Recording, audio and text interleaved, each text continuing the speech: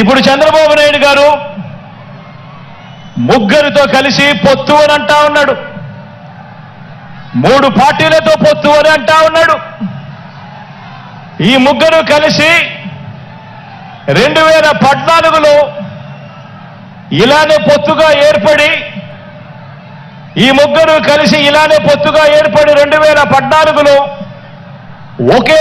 ఒకే stage మీద కూర్చొని వీళ్ళంతా కూడా భాషణలు ఇచ్చారు, మీటింగులు పెట్టారు.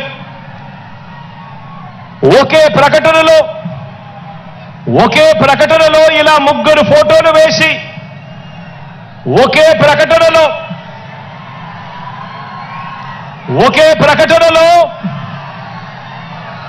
ఇలా ముగ్గురు ఫోటోలు వేసుకుని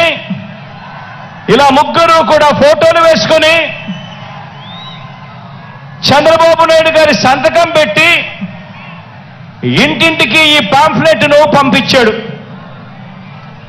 ఇంటింటికి పంపించిన ఈ పాంఫ్లెట్లో చంద్రబాబు నాయుడు గారు ఏం రాశారో తెలుసా? ఈ ముగ్గురు ఫోటోలు పెట్టి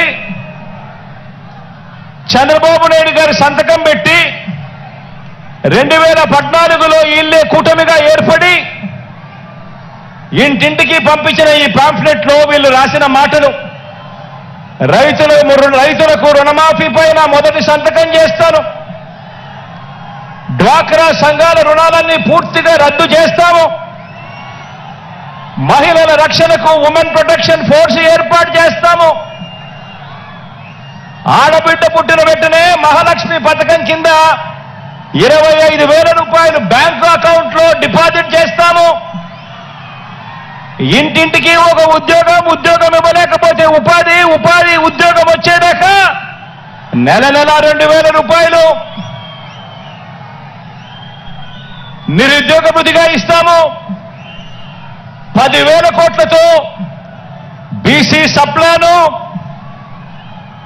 చేనేత మరియు పవర్ లూమ్స్ కు సంబంధించిన రుణాలు మాఫీ, అర్హులైనందరికీ కూడా 3 సెంట్ల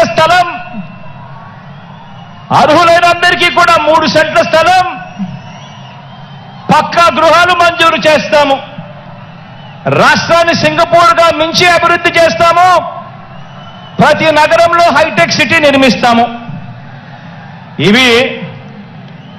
ఇదే చంద్రబాబు నాయుడు గారు, ఇదే కూటమిలో ఉన్న ఇదే దత్తపుత్రుడి ఫోటో, ఇదే ఇప్పుడు చంద్రబాబు నాయుడు గారు ఢిల్లీకి వెళ్లి ఏకంగా కూటమిగా ఏర్పడి పొత్తులోకి తెచ్చుకున్న మోడీ గారి ఫోటో.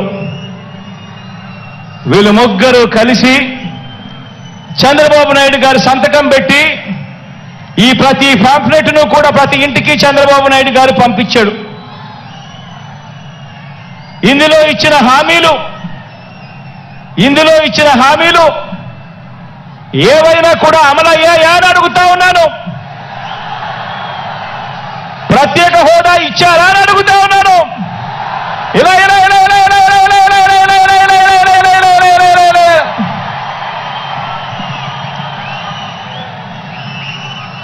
మరి ఇవి గతంలో చేయకుండా మరి పొత్తులో వీళ్ళంతా కూడా భాగమై ఈ మాదిరిగా మీటింగులు పెట్టి మేనిఫెస్టో అని చెప్పి మేనిఫెస్టోలో ఇవన్నీ పెట్టి పాంఫ్లెట్లుగా ఇవన్నీ చేసి ఏకంగా చంద్రబాబు నాయుడు గారు సంతకం పెట్టి ప్రతి ఇంటికి కూడా ఈ మాదిరిగా పంపించి